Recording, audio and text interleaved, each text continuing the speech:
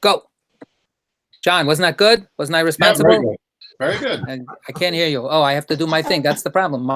My mic is my sound is not up. Now it is. Good. So welcome to everybody. And today is Yom HaAtzmaut, Israel Independence Day, 72 years anniversary since the establishment of the State of Israel. I have a lot of complicated feelings about this in general, always, and especially when it becomes the anniversary day. I, on the one hand, I am deeply, deeply appreciative, and I celebrate and I say Hallel on Yom HaAtzmaut to thank God for the miracle of the State of Israel and the dream that it represents. On the other hand, honestly speaking, I'm very, very concerned about how that dream has been handled, especially in our present situation. That's for another time, but I feel very, I feel impelled that I need to say that, to say that on this day especially. And the story that I chose for today may not seem to be that connected to Yom HaAtzmaut, but everything is connected to everything. So maybe it'll be fun.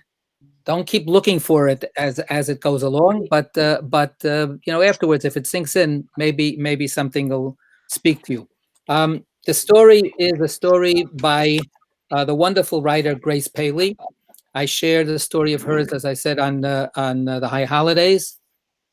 And this is a story that she wrote at least 60 years ago. It was published in 1959. So it's an oldie but goodie. And it's actually one of her better known stories. It's called Goodbye and Good Luck. So it'll take some time to read the story. That's it. That's as much time as I'm going to spend to introduce it. So listen up, boys and girls, to this very wonderful story. If you want to, just close your eyes and listen, that's all going to be fine. I was popular in certain circles, says Aunt Rose. I wasn't no thinner then, only more stationary in the flesh. In time to come, Lily, don't be surprised. Change is a fact of God. From this, no one is excused. Only a person like your mama stands on one foot. She don't notice how big her behind is getting and sings in the canary's ear for 30 years. Who's listening? Papa's in the shop. You and Seymour thinking about yourself. So she waits in a spotless kitchen for a kind word and thinks, poor Rosie. Poor Rosie. If there was more life in my little sister, she would know my heart is a regular college of feelings. And there is such information between my corset and me that her whole married life is a kindergarten. Nowadays, you could find me anytime in a hotel, uptown or downtown. Who needs an apartment to live like a maid with a dust rag in her hand, sneezing? I'm in very good with the busboys. It's more interesting than home, all kinds of people, everybody with a reason. And my reason, Lily, is a long time ago I said to the forelady, Mrs., if I can't sit by the window, I can't sit. If you can't sit, girlie, she says politely, go stand on the street corner. And that's how I got unemployed in novelty wear. For my next job, I answered an ad which read, quote, refined young lady, medium salary, cultural organization, close quote. I went by trolley to the address, the Russian Art Theater of 2nd Avenue, where they played only the best Yiddish plays. They needed a ticket seller, someone like me, who likes the public, but is very sharp on crooks. The man who interviewed me was the manager, a certain type. Immediately he said, Rose Lieber, you surely got a build on you. Takes all kinds, Mr. Krimberg. Don't misunderstand me, little girl, he said. I appreciate. A young lady lacking fore and aft, Her blood is so busy warming her toes and the fingertips, it don't have any time to circulate where it's most required. Everybody likes kindness, I said to him. Only don't be fresh, Mr. Krimberg, and we'll make a good bargain. We did. $9 a week, a glass of tea every night, a free ticket once a week for Mama, and I could go watch rehearsals anytime I want. My first $9 was in the grocer's hands, ready to move on already, when Krimberg said to me, Rosie, here's a great gentleman, a member of this remarkable theater, wants to meet you, impressed, no doubt, by your big brown eyes. And who was it, Lily? Listen to me. Before my very eyes was Volodya Vlashkin, called by the people in those days the Valentino of 2nd Avenue. I took one look and I said to myself, where did a Jewish boy grow so big? Just outside Kiev, he told me. How? My mama nursed me till I was 6. I was the only boy in the village to have such health. My goodness, Vlashkin, 6 years old. She must have had shredded wheat there, not breasts, poor woman. My mother was beautiful, he said. She had eyes like stars. He had such a way of expressing himself, it brought tears. To Krimberg, Vlashkin said after this introduction, who is responsible for hiding this wonderful young person in a cage? That is where the ticket seller sells. So, David, go in there and sell tickets for a half hour. I have something in mind in regards to the future of this girl and this company. Go, David, be a good boy. And you, Miss Lieber, please. I suggest Feinberg's for a glass of tea. The rehearsals are long. I enjoy a quiet interlude with a friendly person. So he took me there, Feinberg's. Then around the corner, a place so full of Hungarians it was deafening. In the back room was a table of honor for him. On the tablecloth embroidered by the lady of the house was, Here Vlashkin eats. We finished one glass of tea in quietness, out of thirst, when I finally made up my mind what to say. Mr. Vlashkin, I saw you a couple of weeks ago, even before I started working here, in the Seagull. Believe me, if I was that girl, I wouldn't look even for a minute on the young bourgeois fellow. He could fall out of the play altogether. How Chekhov could put him in the same play with you, I can't understand. You like me? He asked, taking my hand and kindly patting it. Well, young people still like me. So, and you like the theater too? Good. And you, Rose, you know, you have such a nice hand, so warm to the touch, such a fine skin. Tell me, why do you wear a scarf around your neck? You only hide your young throat. These are not olden times, my child, to live in shame. Who's ashamed? I said, taking off the kerchief. But my hand right away went to the kerchief's place, because the truth is, it really was olden times, and I was still of a nature to melt with shame. Have some more tea, my dear. No, thank you. I am a samovar already. Dorfman, he hollered like a king. Bring this child a seltzer with fresh ice. In weeks to follow, I had the privilege to know him better and better as a person. Also the opportunity to see him in his profession. The time was autumn, the theater full of coming and going, rehearsing without end. After the Seagull flopped, the salesman from Istanbul played with great success. Here the ladies went crazy. On the opening night, in the middle of the first scene, one missus, a widow, where her husband worked too long hours, began to clap and sing out, Oi, oi, Vlashkin! Soon there was such a tumult, the actors had to stop acting. Vlashkin stepped back forward.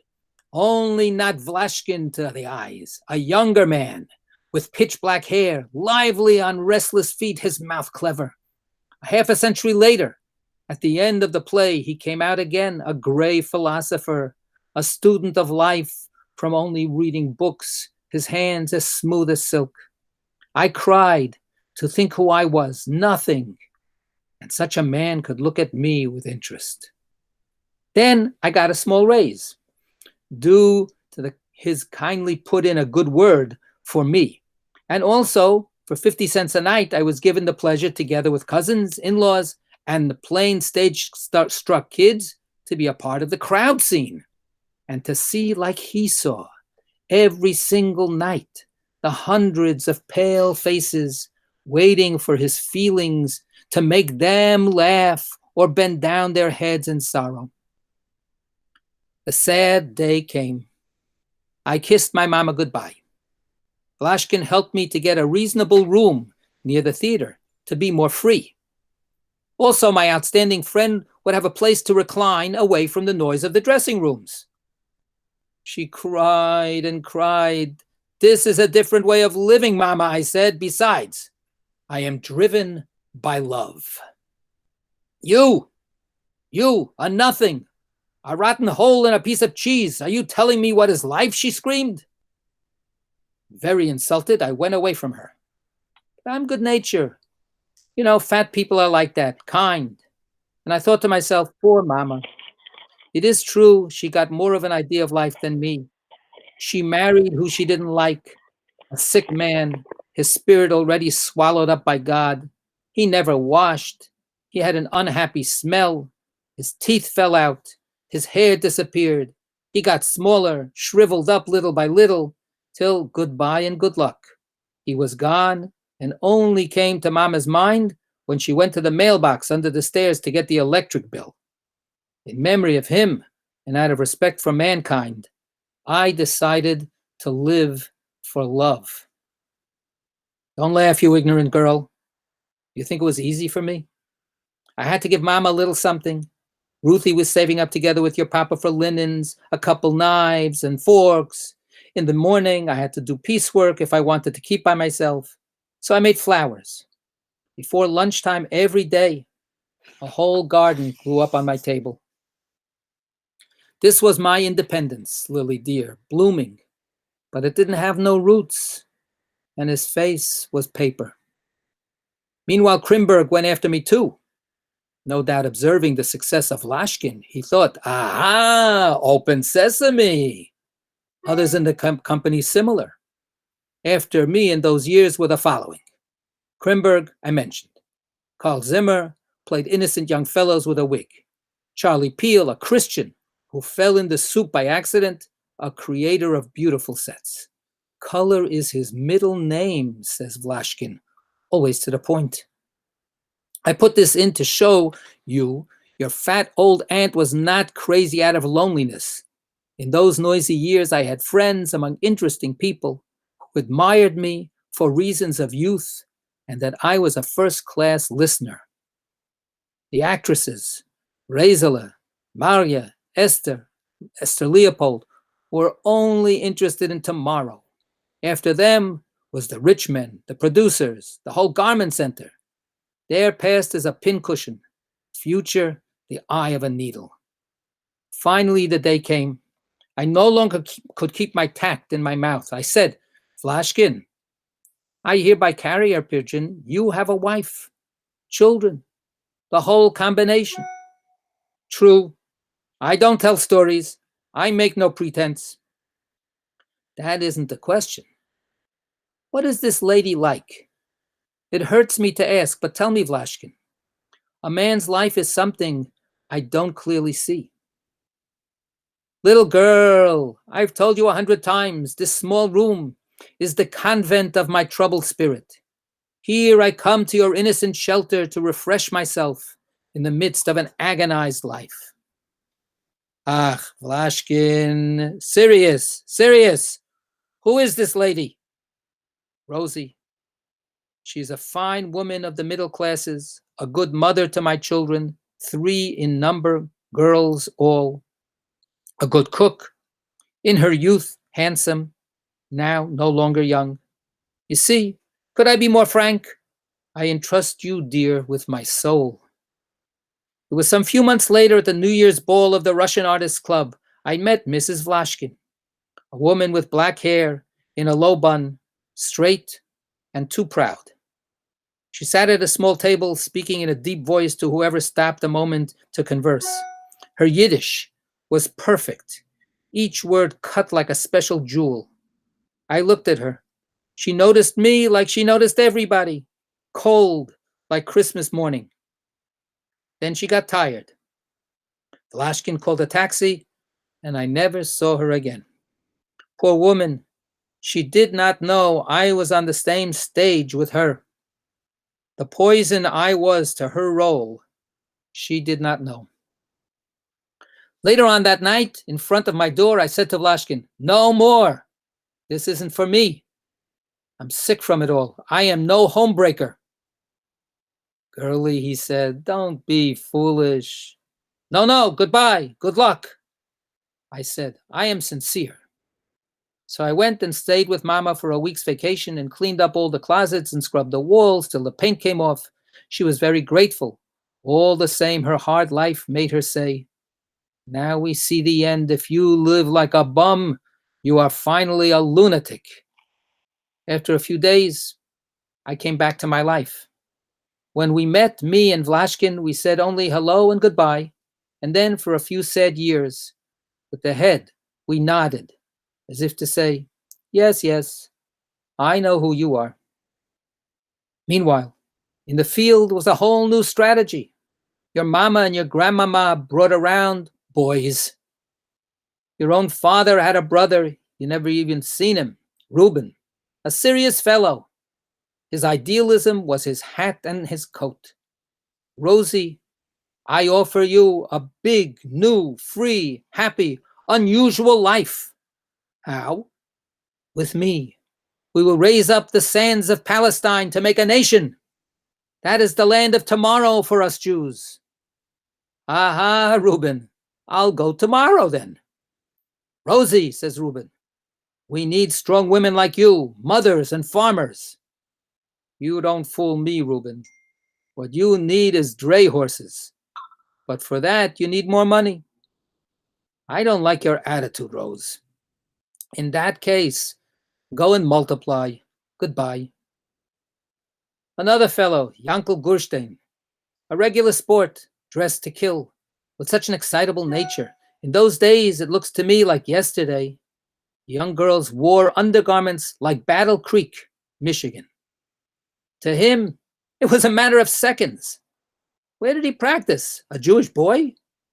Nowadays, I suppose it's easier, Lily. "My goodness, I ain't asking you nothing. Touchy.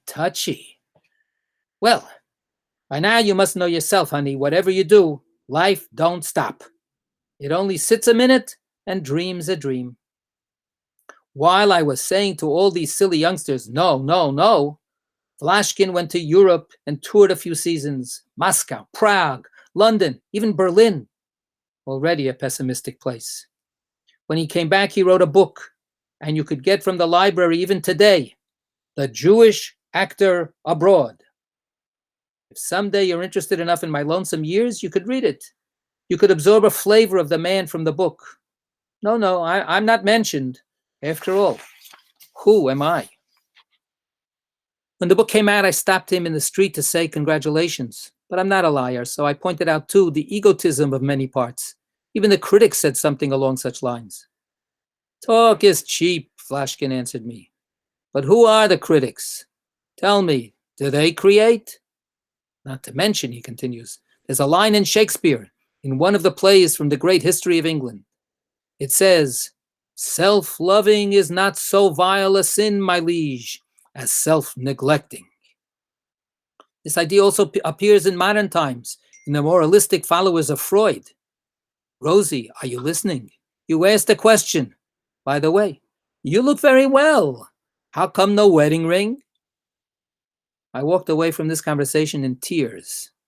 But this talking in the street opened a happy road up for more discussions, in regard to many things. For instance, the management. Very narrow-minded. Wouldn't give him any more certain young men's parts. Fools. What younger man knew enough about life to be as young as him? Rosie, he said to me one day, "I see by the clock on your rosy face, you must be 30. The hands are slow, Vlashkin. On a week before Tuesday, I was 34. Is that so? Rosie, I worry about you.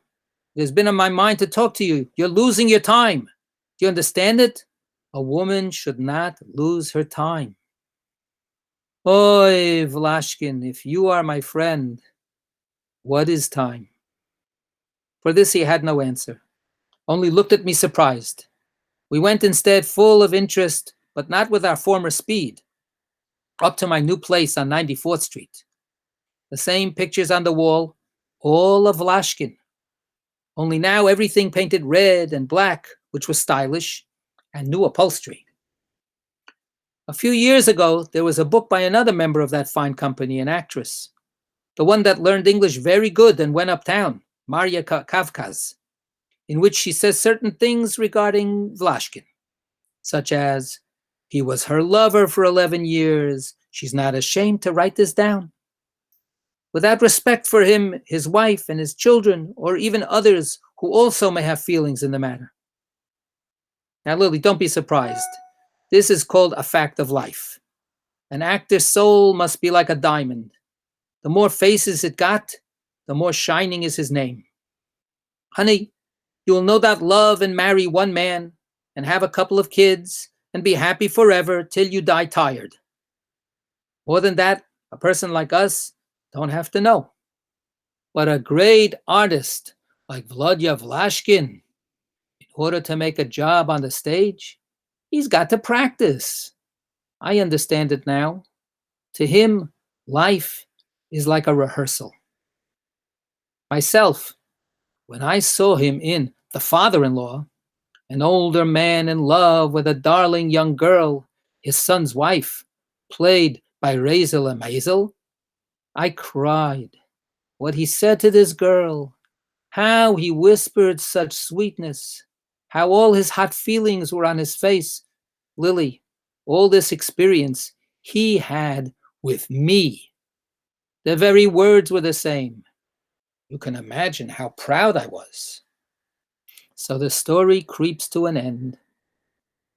I noticed it first on my mother's face, the rotten handwriting of time, scribbled up and down her cheeks, across her forehead, back and forth. A child could read. It said, old, old, old. But it troubled my heart most to see these realities scratched on Vlashkin's wonderful expression. First, the company fell apart. The theater ended. Esther Leopold died from being very aged. Krimberg had a heart attack. Maria went to Broadway. Also, Razel changed her name to Rosalind and was a big comical hit in the movies. Vlashkin himself, no place to go, retired. It said in the paper, an actor without peer, he will write his memoirs and spend his last years in the bosom of his family, among his thriving grandchildren, the apple of his wife's doting eye. This was journalism. We made for him a great dinner of honor. At this dinner, I said to him, for the last time, I thought, goodbye, dear friend, topic of my life. Now we part. And to myself, I said further, finished. This is your lonesome bed. A lady, what they call fat and 50, who made it personally. From this lonesome bed, you will finally fall to a bed not so lonesome, only crowded with 1,000,000 bones. And now comes Lily. Yes. Last week, washing my underwear in the basin, I get a buzz on the phone. Excuse me, is this the Rosie Lieber formerly connected with the Russian Art Theater? It is. Well, well, how do you do, Rose? This is Vlashkin. Vlashkin? Volodya Vlashkin! In fact, how are you, Rose? Living, Vlashkin. Thank you. You're all right? Really, Rose? Your health is good? You're working? My health, considering the weight it must carry, is first class. I am back for some years now where I started, in novelty wear. Very interesting. Listen, Vlashkin, tell me the truth. What's on your mind? My mind, Rosie? I'm looking up an old friend, an old, warm-hearted companion of more joyful days. My circumstances, by the way, are changed. I am retired, as you know. Also, I'm a free man. What? What do you mean? Mrs. Vlashkin is divorcing me. What come over her?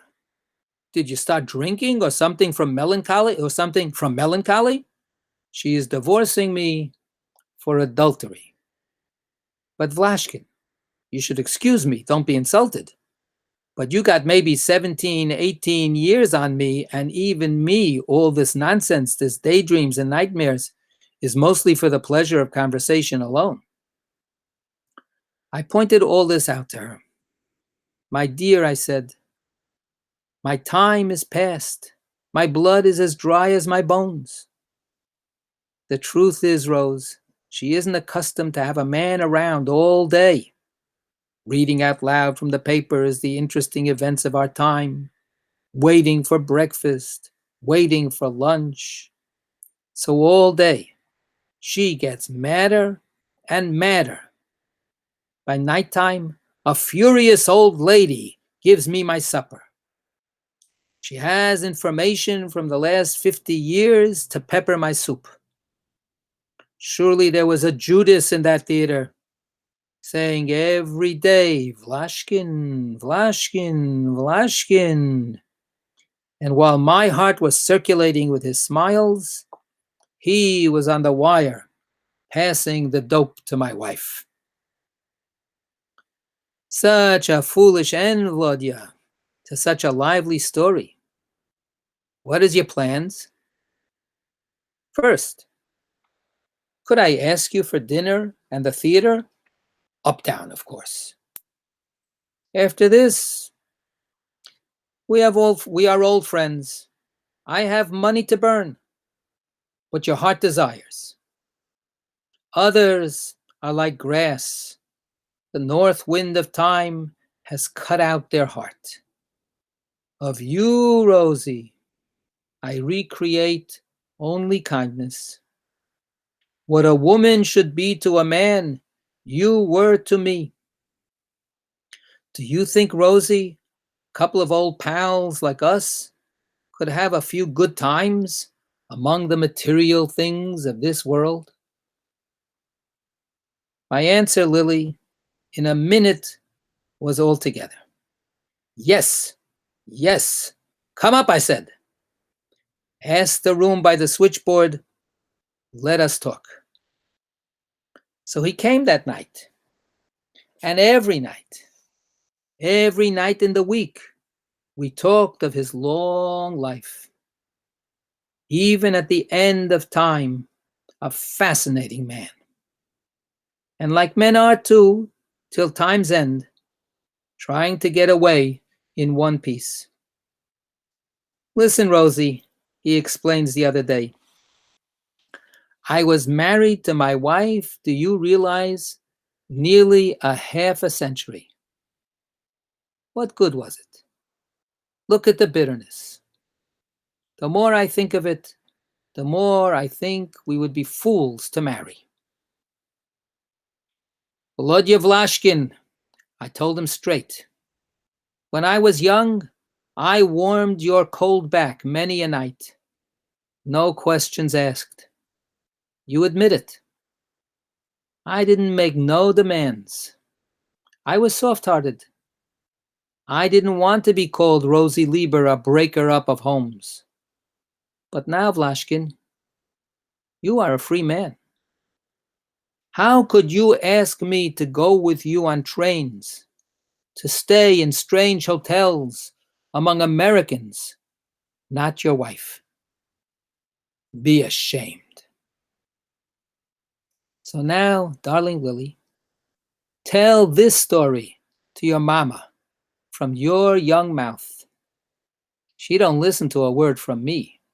She only screams, I'll faint, I'll faint. Tell her, after all, I'll have a husband, which, as everyone knows, a woman should have at least one before the end of the story. My goodness, I'm already late. Give me a kiss. After all, I watched you grow from a plain seed. So give me a couple of wishes on my wedding day. A long and happy life. Many years of love. Hug Mama. Tell her from Aunt Rose. Goodbye and good luck. That's the story. So everybody is muted, but guess what? You can unmute. Who wrote the story? I came in late. This is a Grace Paley story. Oh. And it's a typical kind of Grace Paley story. The one I read also on Rosh Hashanah, it's mostly a kind of a speaking dialogue. Mm-hmm. And she was very much invested in giving women a voice. So she, many of her stories are giving different characters, women characters, their spotlight.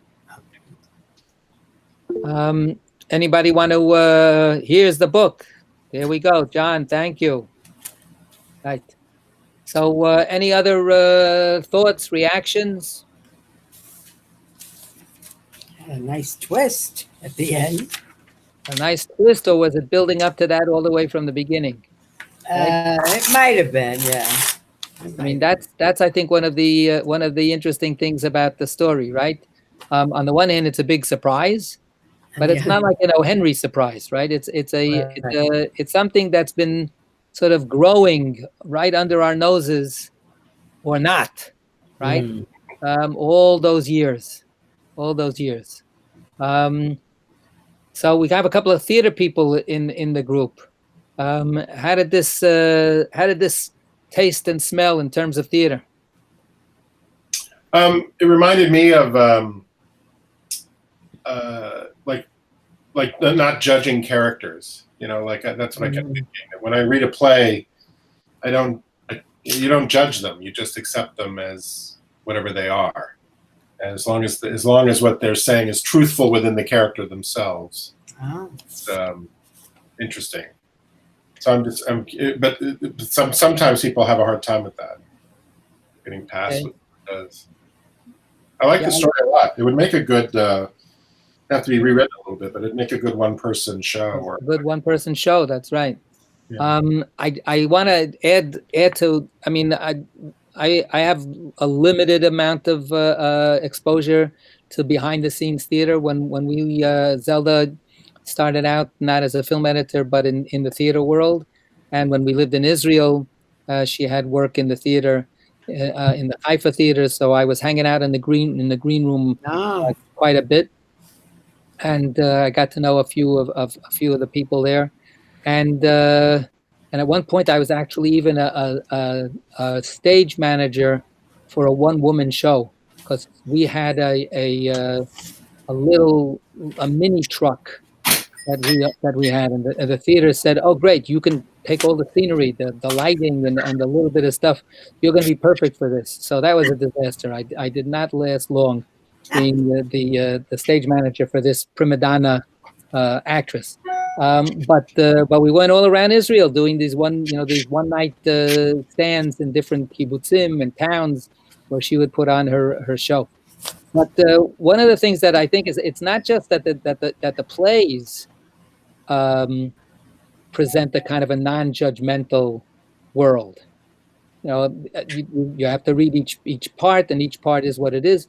But my experience is that the actors and actresses, or the actors, as now they say, of all genders, the theater world is itself a kind of a world that at least tries to be a very non-judgmental, inclusive, accepting world of all and each person that's in the theater is a meshugana. Each person that no offense, you guys. No, that's true. But they all got egos that that are huge and needy. Ego. And what? Egos. Yeah, you hear the word? To be a So, storyteller, you have to be damaged in some way. I mean, that is the essence of. Well, yeah, you're seeking approval. You need the audience applause, but behind the scenes, everybody sort of tolerates everybody else's mishigatsin Yeah. and everybody else's, issues and even their moral failures and so on. It's a wonderful make believe It's a world wonderful world. of where all of this stuff kind of doesn't really have terrible consequences. Yeah. Of course they do, but it's brushed off. The marriages break up and the relationships break up and all of this kind of stuff. But somehow or other, everybody takes it with a shrug, Yeah. and a smile, and you move on. Yeah. It's So a wonderful world. That's part of the world. Yes. Nick, did you want to say anything? Yeah, for me, the theater was my first community, and it is this sort of non-judgmental world where you create family instantly and then move on to the next family, and sometimes you don't see those people ever again. Sometimes you see them 20, 30 years later and you pick up right away. But that was my first reference point for community. And it was only when I started becoming observant in my late 30s that I learned of another kind of community and the possibility that presented. It was just something that struck me. It's what's weird to me on shows. So is everybody? It's like a family. Everybody's your best friend until a week after the show closes, and nobody can remember they met. No. Mm-hmm. Right. So there's I wanted. Go ahead, Leah. Yeah, I have a few thoughts, but I want to wish everybody Chag Sameach. Today's Yom Ha'atzmaut, no? Oh, yeah. Yes, I mentioned that in the introduction. Oh, I missed the first minutes. Okay, you're still blessed, all of you blessed. Chag Sameach. I joined the theater also, Nick, as you know, when I had 3 children and I got a degree, and I did a lot of musicals and a lot of all kinds of shows. And yes, it's true. The cast becomes your family, your second family. And actually, funny you should mention, 30 years it's been, I think. And we had a Zoom reunion last week. And no kidding. Everybody was like 20 years younger than me, and they have young children. But it was fun to see them grown up, married. Nobody is 20 years younger than you, Leah. Well, so I don't know if that's a compliment or not, but a compliment. So one thing I did learn in theater, watching on stage, you have to, referring to what you said earlier, you have to suspend disbelief. Yeah, it's great. Yeah, so that's what we had to do here, and it was very cool. I liked it. Good. When I first went off on my own as a divorced woman in my 40s, the first thing I did was find a little theater group because I loved it in high school. And I had great experiences with little theater groups around Jersey City. And one young man, because we were close to New York, so you had some really serious potential actors. This one young man at one rehearsal, he suddenly dropped the script and he yelled, "It's not working for me. It's not working." And he stomped off. And I thought, hey, I'm with Marlon Brando here.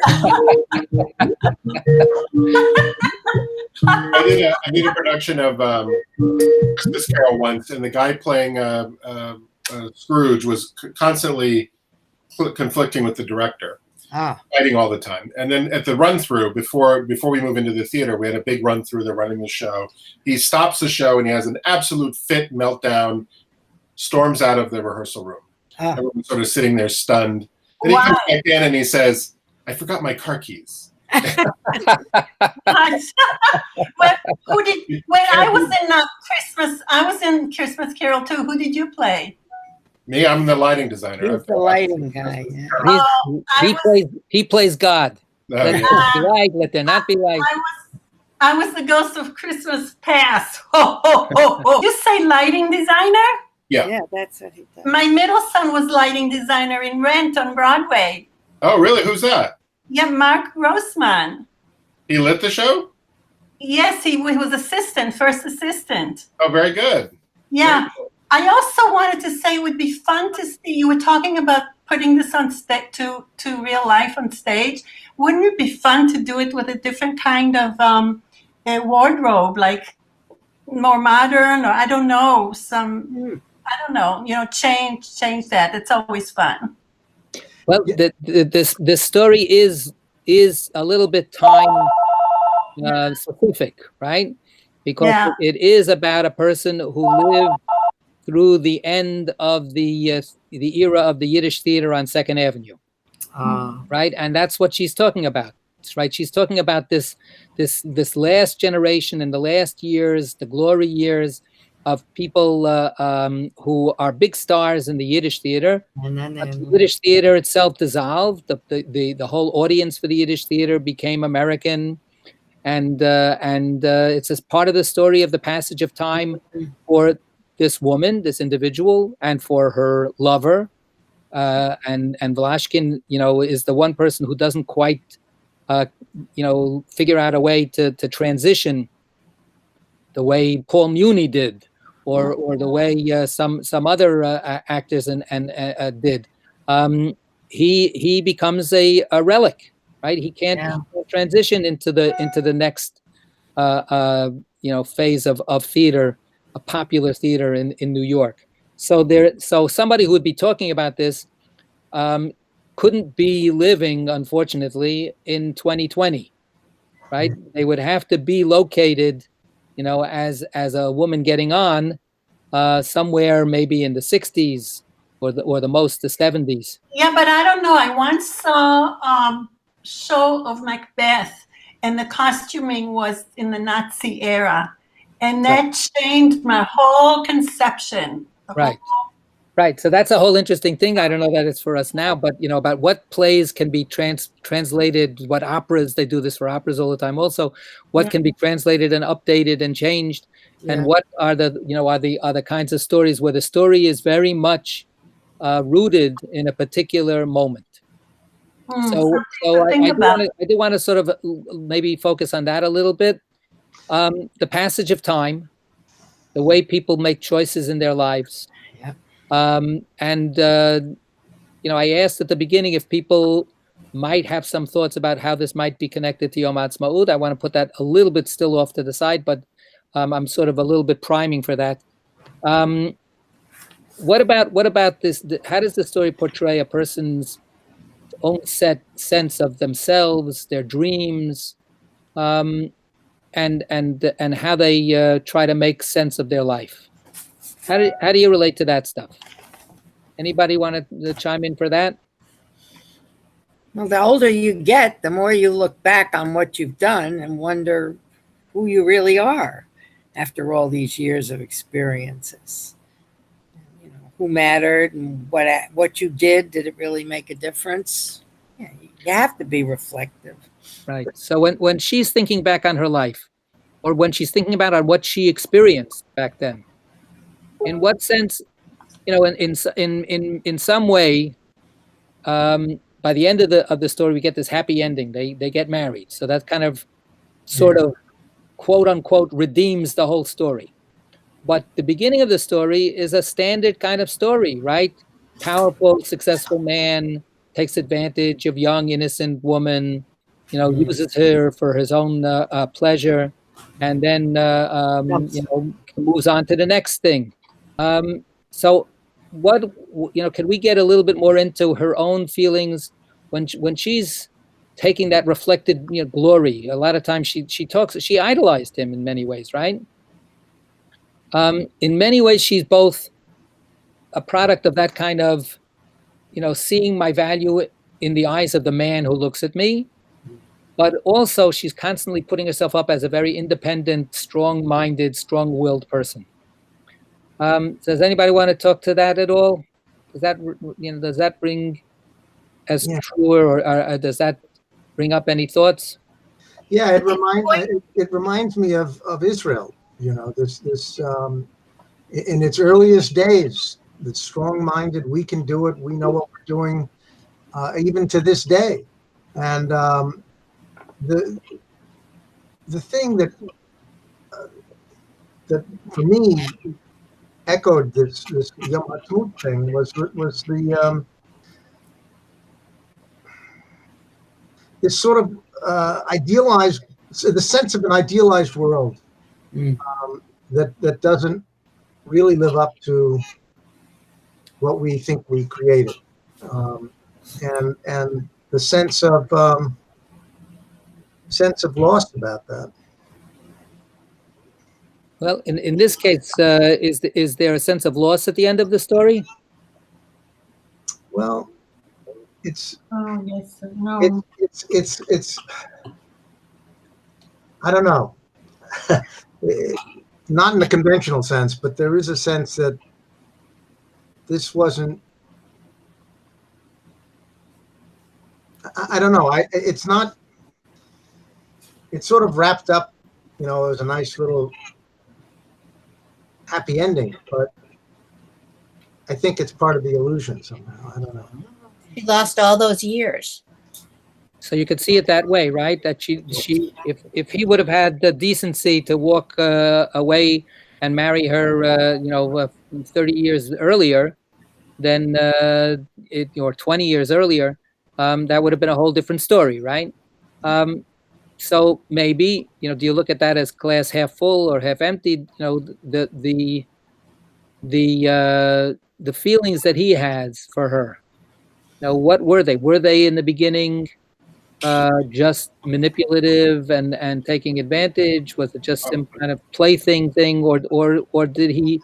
Does he have a sense by the end that, oh wow, I also lost something?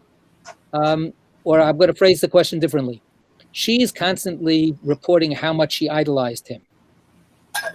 Can we try to imagine what was she to him? We know what he was to her, sort of, but what was she to him? Do we have any sense of that? A diversion. Comfort. Diversion. So when he calls her up at the end, is that dishonest? No. She's still to him what she was at the beginning. She's still just I a don't think he's diversion? made any She's just looking progress. for a diversion? More than a diversion, but I think he's still looking for the comfort.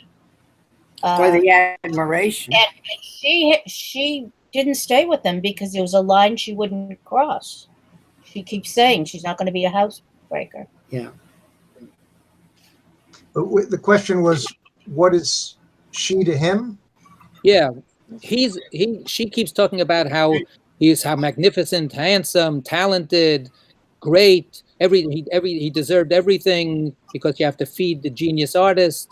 So I'm happy that I was able to play my small part in that. Right. So that's all she's talking about him in her eyes. But how is she in his eyes? Well, there was a movie called HUD with Paul Newman, and there's a line in there where he says to Patricia Neal, "I'll remember you. You're the one that got away." Oh. And she got away, and I think he longs for that in some way. I mean, she's a challenge. He longs for, well, first of all, I don't know. She occupied the space of his life more than his wife did. What do you mean? His working life. She was like a fellow traveler and a witness, and so she was there. Doesn't sound like he had much of a home life. He just wanted lunch and dinner and Somebody to do his laundry.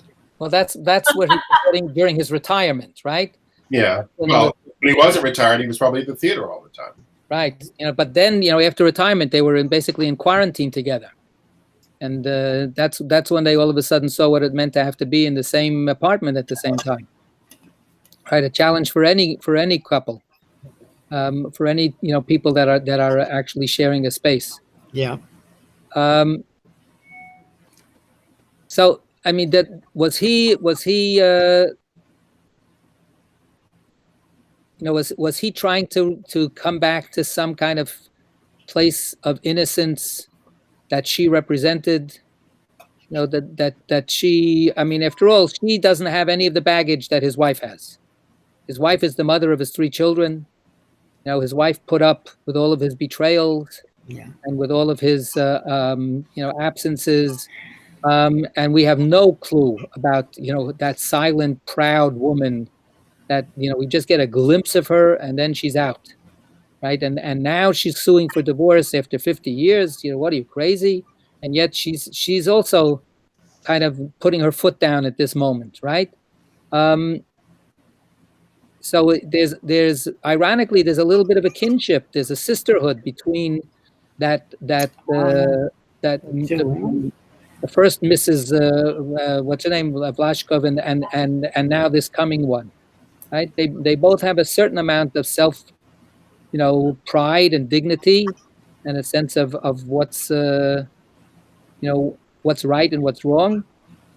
So this is again a key theme in Grace Bailey's stories, that theme of sisterhood, that theme of an alliance across circumstance and age between women who are in one way or another putting up with a world that's run by men. This is for both of those women, the reality that they had to deal with. So who's the lucky one and who's not the lucky one, right? Each one has stuff that they gained over those years, and each one has stuff that they've lost. But now she's getting married. She's getting married today. What about the relationship between her and her own sister? Right? She's Aunt Rose. She's talking to her niece, Lily, right? And she says, "Just tell your mom goodbye and good luck." She can't even listen to me anymore. I've always drawn her crazy with my, way of living that was different from hers. Right? The mother, Lily's mother, the sister of Rose, is, as Rose says, the conventional one, the one who leads a regular kind of life, without the big romance and the big emotional highs and lows. Yep. So does that sound like a legitimate dichotomy, a legitimate distinction? Her sister, the mother could be a little jealous too, that Rosie had that freedom. Right. Rosie really puts down her, the husband. Right. She married some guy. He smelled. He scribbled up nothing. He was religious. The worst thing you could say about a human being. So, right. Grace Bailey comes from a very, very strong anti-religious background. Her family were very, very secular socialists, who saw their Jewish identity as very much, anti the old-fashioned Judaism and pro this modern revolution idea, which again brings us back to stuff that we have touched on before, what Nick mentioned about different kinds of community, right? Of forming community. What about that guy, that suitor who was trying to persuade her to go to Palestine? Maybe that was more of an adventure than she really was ready for. Right, that wasn't the adventure she wanted. Right, she was ready for all kinds of adventure, but goodbye and good luck. Yeah, if you want to go to Palestine, you need a dray horse. You don't need me. Yeah, right? She did not share that dream. He was this idealist and this dreamer, and in that sense, different dreams for different folks. Right. It also reminds me of the first Sharut driver we had in Israel when I went there.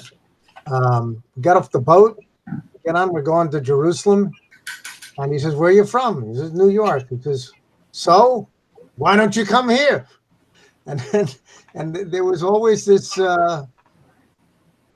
holding out this possibility that seemed fantastical and yet at the same time was very attractive. But the reality was too much. Okay. So she turns down that opportunity, that golden opportunity. And as I said, this is Yom HaAtzmaut. This is the day of Israel's independence. Does anybody feel comfortable in sharing the last few minutes that we have? What does that mean for us?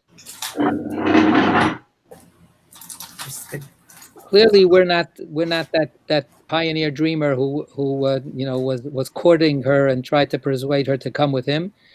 He went off and we presume he went off and went to live there. We are much more the heirs of her world and her set of priorities.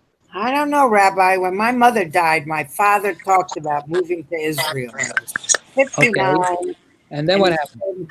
He said they still need doctors over there, and he didn't have the spirit, I guess, to do it. And I've often wondered how different my life would have been if he had picked us up and taken us to Israel in 59. 1959. Yeah. Natalie. Yeah, I'm going to tell you, my first trip to Israel, which some of you may know, was Hanukkah 1967. Oh. And it was, so it was right after the 1967 war. And Very heady time. Pardon me? A very exciting time. Yes, it really was. And when we got over Israel, and I could see that you looked down and you saw the map of Israel below you on El Al. I really was so moved, and I really, to me, because I used to dance, when I was a kid. I'm pretty old, and we danced those horrors to the kibbutz that let's go to Israel, and before, when Israel was first made a state. And I really did want. I thought this may. Could I live in Israel? Could I live in Israel? Well, in the first place, this trip was with a boyfriend, and he was supposed to be going with his friend, and I was supposed to be going with my friend, and my friend got sick, so I was alone, and I was in it was unbelievable. They messed up the whole thing. The buses. I was in a different hotel. We were supposed to be in the same hotel on the same bus. Hi. I had to take a cab to the Hilton. My luggage was lost. I was in some suburb of Tel Aviv. I took a cab to the Hilton, and there was my luggage at the Hilton, whereas I was in somewhere else. And we went out together, and we went. But I'll tell you, this whole trip was. But it wasn't Bruce. The happy ending wasn't. This is not how you met Bruce. This was not how I met Bruce, but it was all right. But we used to we would get to lunch somewhere, and 20 minutes later, his bus would get to lunch, and that was unbelievable. Unbelievable, the whole trip. I met wonderful people, and in one of the kibbutz, they put me together with this 13-year-old boy of somebody's, and I tell you, we were all in shock, all of us. I don't know who spoke first to say we can't be together in the room. Why not? What the heck? Revolutionaries. We had. I met wonderful people, and on the way back, there was a group of doctors from Chicago. What were they? I think they. I don't remember what kind of doctors they were. They weren't psychiatrists, because on the way back, every time I woke up on the way back, it was 16 hours. The headwinds were bad. Oh. And every time I woke up, somebody different was sitting next to me telling me their life story. But the kids on that trip knew everything. It was wonderful. I really met wonderful people on that trip. They all knew all the history of Israel. But okay. I wanted to find my relatives. So in Tel Aviv, I went, and I had asked beforehand. I had the address and the telephone number, and at the hotel they said they didn't know anything like that. They had no idea. I asked my guide; they had no idea. I got into a cab. I think I don't even know if we had free time. I got off the bus. I got into a cab, and I said, in Hebrew the address, and they took me to the address. I said to the man, please, can you come out and tell me on the little group of apartments, which is my relative? And he showed me. I walked up to the 4th floor. They weren't home. I got a neighbor, and she spoke English. I don't even think my relatives did. And Natalie, we need to close up, and there's a couple of people who want to speak. So let's bring your story to a wrap up. I wrote a letter. She gave it to them, and they corresponded to me, and that's how I got in touch with my relatives. That's a good story ending. Yes. Okay. Yeah. And then we're going to close up. Okay, just in a nutshell. I lived in Israel before the War of Independence. Wow. In Kiryat Matalon, near an ammunition factory, and every night we heard bombs because the Arabs were trying to bomb us. So, and then we left Israel when I was 12. So, going back to your question before, I wonder how my life would have turned if we stayed in Israel. And my father was in the Israeli army, the doctor of the army, an army doctor. We moved. Every year we lived in a different little shtetl in Israel before independence. And through independence and the 6 Day, all those wars, So I don't know what would have happened. Maybe I would have married one of you guys. Who knows? Who knows? You can dream. Dream on, Leah. Dream on. Dream on. All right. I want to wish everyone a wonderful, wonderful rest of the week. And again, Chag Sameach, happy Independence Day. Thank you, Rabbi. Thank you, Rabbi.